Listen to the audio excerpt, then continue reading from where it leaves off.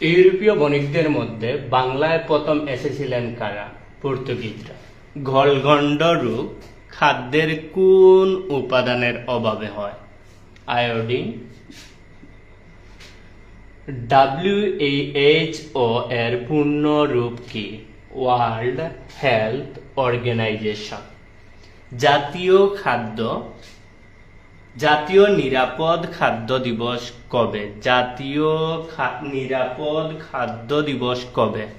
উত্তর 2 ফেব্রুয়ারি।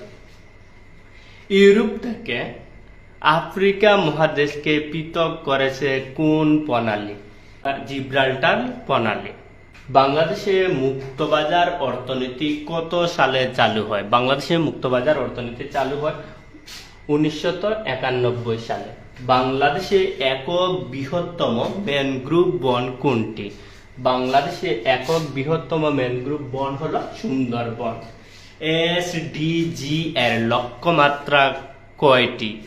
SDG এর লক্ষ্যমাত্রা 17টি।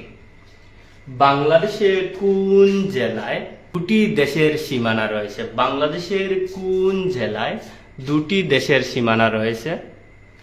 উত্তর রাঙ্গামাটি।